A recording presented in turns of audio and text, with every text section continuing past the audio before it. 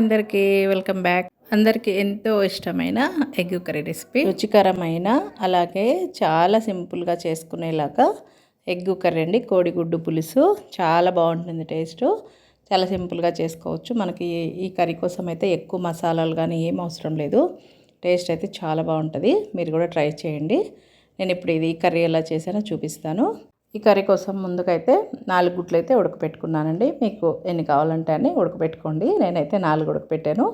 గుడ్లని బాగా మునిగేలాగా నీళ్ళు పోసుకొని అవైతే ఉడకపెట్టుకోవాలండి. కొద్దిగా ఉప్పు కూడా వేయండి, చక్కగా ఉడుకుతాయి. అప్పుడు చింతపండు అయితే నేను కొంచెమే తీసుకున్నాను. కొంచెమే వేసుకోవాలి, ఎక్కువ మళ్ళీ పుల్లగా ఉంటే అసలు టేస్ట్ బాగుండదు. మీ టేస్ట్కు తగ్గట్టు అంటే మీరు కొంచెం పులుపు తినేవాళ్ళు అయితే కొంచెం వేసుకోండి. ఇప్పుడు ఈ ఉల్లిపాయలని, ఈ టమాటాలు 3 ఉల్లిపాయలు 3 టమాటాలు తీసుకొని ఇవన్నీ కూడా సన్నగా కట్ చేసుకున్నాను. ఇంకా గుడ్లు కూడా ఉడికిపోయాయండి. ఇప్పుడు స్టవ్ మీద ఒక బాండి పెట్టుకొని అందులో కొంచెం ఆయిల్ వేసుకొని ఇవన్నీ కూడా మసాలా అండి. ఒకటి బిర్యానీ ఆకు, అలాగే దాల్చిన చెక్క, కొంచెం ఇలాచీ వేసాను. ఒకటి వచ్చేసి స్టార్ పువ్వు అంటారు కదా, అది వేసాను. కొంచెం సాజీరా వేసాను. స్టార్ పువ్వు వేయడం వల్ల మంచి ఫ్లేవర్ వస్తుంది, అంటే మంచి స్మెల్ వస్తుంది కర్రీకి. ఈ మసాలా ఎక్కువగా ఫ్రై కానివ్వకండి. వెంటనే ఉల్లిపాయలు టమాటాలు 2 కూడా ఒకటేసారి వేసేసుకోవాలి. అప్పుడు 2 సమానంగా ఉడుకుతాయి అన్నమాట. మనకు అప్పుడు గ్రేవీ అనేది బాగా వస్తుంది. ఇవి అన్నీ బాగా కలిపేసుకొని కొంచెం పసుపు, కొంచెం కల్లుప్పు వేసుకోండి. కల్లుప్పు వేసేటప్పుడు మాత్రం జాగ్రత్త అండి, ఎక్కువగా వేయొద్దు ఒకేసారి. ఎందుకంటే అది కరిగిన తర్వాత ఎక్కువగా డబల్ అవుతుంది అన్నమాట ఉప్పు అనేది. కొంచెం కల్లుప్పు వేసుకొని మూత పెట్టేసి బాగా కొంచెం మెత్తబడే వరకు అయితే ఉడకనివ్వాలి. ఒక 2 నిమిషాలు అలా మూత పెట్టి వదిలేసేయండి. ఇప్పుడు మూత తీసి చూసాను చూడండి, ఇట్లాగా అన్నీ కూడా మెత్తపడ్డాయి అనమాట. స్పూన్ తోటి మనం ఇలా ప్రెషింగ్ చేస్తున్నట్లుగా ఉంటే ఆ ఉల్లిపాయలు టమాటాలు అనేవి కూడా సాఫ్ట్గా అయిపోతాయి. ఇప్పుడు ఇందులోకి మనం ముందుగా నానబెట్టుకున్నాం కదా చింతపండు గుజ్జు, రసం అంతా తీసుకొని ఇలా ఫిల్టర్ చేసుకోండి. మరీ చింతపండుని అయితే మరీ ఎక్కువగా పులుపు వేసుకోకండి. మిగిలిన ఫ్లేవర్ టేస్ట్ అనేది తెలియదు అనమాట. ఓన్లీ మనకు చింతపండు టేస్టే తెలుస్తుంది. కొంచెం వేసుకుంటే సరిపోతుంది.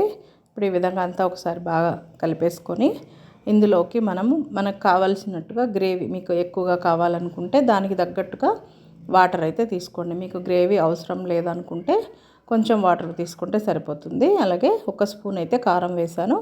కారం వేసి బాగా కలిపేసుకొని ఇంకా ఇప్పుడు ఇందులోకి నేను ఒక 2 కప్పులు వాటర్ అయితే తీసుకున్నాను. మనకు చపాతీలోకైనా, రైస్లోకైనా, అలాగే ఏదైనా మనం వెజిటబుల్ బిర్యానీ చేసుకున్నా కూడా బాగుంటుంది. ఇప్పుడు మనం తర్వాత వాటర్ పోసేదానికంటే ఇలా ముందే వాటర్ పోయాలన్నమాట. అప్పుడు చక్కగా ఉల్లిపాయలు టమాటాలు ఈ వాటర్ ఇదంతా కూడా బాగా ఉడికి గ్రేవీలాగా, మంచి గ్రేవీలాగా తయారవుతుంది. అసలు ఎంత మంచి స్మెల్ వస్తుందండి, చాలా బాగుంది. ఇప్పుడు ఈ విధంగా చూడండి, మనకి గ్రేవీ కూడా బాగా చిక్కబడింది కదా.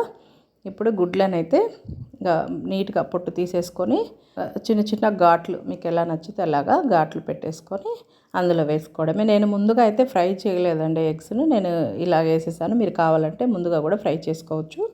మనము గుడ్లని ఉప్పు వేసి ఉడకపెట్టాం కదా, గుడ్లు కూడా బాగుంటాయి అన్నమాట. టేస్ట్ అనేది చక్కగా పైన పింక్ అనేది కూడా మనకి ఈజీగా వస్తుంది అన్నమాట తీసేదానికి.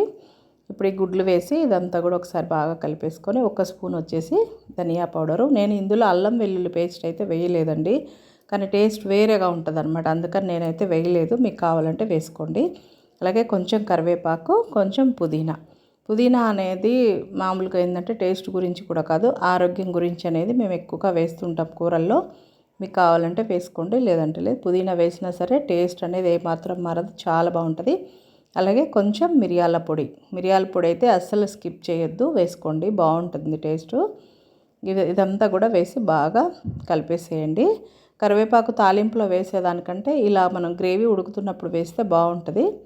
ఎక్కువ టైం కూడా పట్టదండి కర్రీ చేసేదానికి, చాలా ఫాస్ట్గా అయిపోతుంది. ఇప్పుడైతే మనకు కర్రీ మొత్తం అంతా రెడీ అయిపోయిందండి. లాస్ట్లో కొంచెం కొత్తిమీర వేసుకున్నాను, మర్చిపోయానండి. కసూరి మెత్తి కూడా కొంచెం వేసాను. టేస్ట్ మాత్రం చాలా బాగుందండి, చాలా చాలా బాగుంది. నేను ఇది సండే రోజే, అంటే ఈ రోజే చేశానన్నమాట. ఈరోజు నాన్ వెజ్ అయితే లేదు, ఓన్లీ ఎగ్ కర్రీ అనమాట. చాలా చాలా బాగుంటుంది రెసిపీ, మీరు కూడా తప్పకుండా ట్రై చేయండి. ఎగ్ పులుసులో చాలా రకాలు ఉన్నాయండి, ఈ విధంగా కూడా ట్రై చేయండి, బాగుంటుంది. అలాగే ఎవరైనా సరే నా ఛానల్ కొత్తగా చూస్తున్నట్లయితే ప్లీజ్ ఒక లైక్ చేసి సబ్స్క్రైబ్ చేసుకోండి. ఈ కర్రీ మీరు కూడా ట్రై చేసి మీకు ఎలా వచ్చిందో నాకు కామెంట్ అయితే చేయండి.